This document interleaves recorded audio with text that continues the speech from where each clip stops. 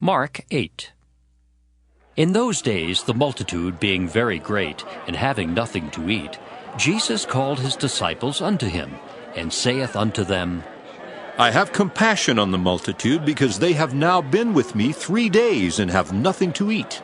And if I send them away fasting to their own houses, they will faint by the way. For divers of them came from far. And his disciples answered him, From whence can a man satisfy these men with bread here in the wilderness? And he asked them, How many loaves have ye? And they said, 7. And he commanded the people to sit down on the ground. And he took the 7 loaves, and gave thanks, and brake, and gave to his disciples to set before them. And they did set them before the people. And they had a few small fishes, and he blessed and commanded to set them also before them. So they did eat, and were filled. And they took up of the broken meat that was left 7 baskets. And they that had eaten were about 4,000, and he sent them away. And straightway he entered into a ship with his disciples, and came into the parts of Dalmanutha. And the Pharisees came forth, and began to question with him, seeking of him a sign from heaven, tempting him.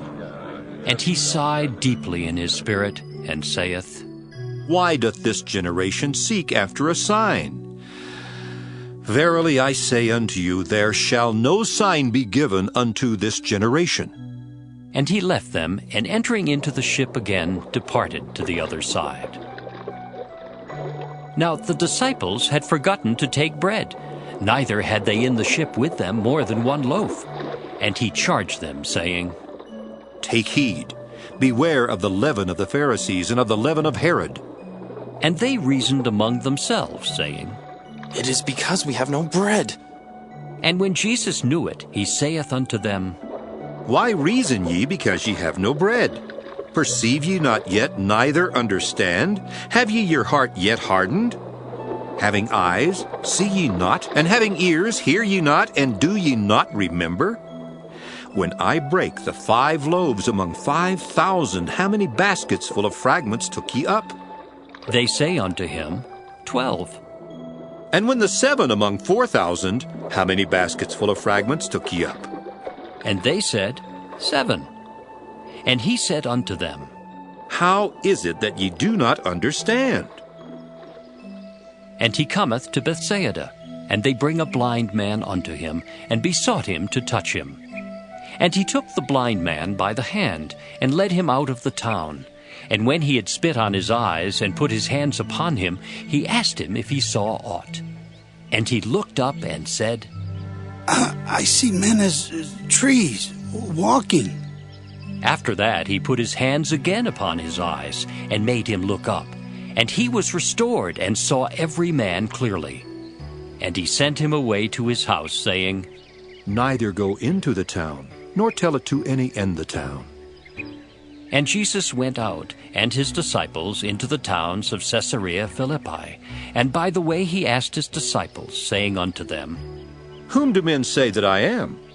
And they answered, John the Baptist, but some say Elias, and others one of the prophets. And he saith unto them, But whom say ye that I am? And Peter answereth and saith unto him, Thou art the Christ. And he charged them that they should tell no man of him. And he began to teach them that the Son of Man must suffer many things, and be rejected of the elders, and of the chief priests and scribes, and be killed, and after 3 days rise again. And he spake that saying openly. And Peter took him and began to rebuke him. But when he had turned about and looked on his disciples, he rebuked Peter, saying, Get thee behind me, Satan, for thou savorest not the things that be of God, but the things that be of men. And when he had called the people unto him, with his disciples also, he said unto them, Whosoever will come after me, let him deny himself, and take up his cross, and follow me. For whosoever will save his life shall lose it. But whosoever shall lose his life for my sake and the gospel's, the same shall save it.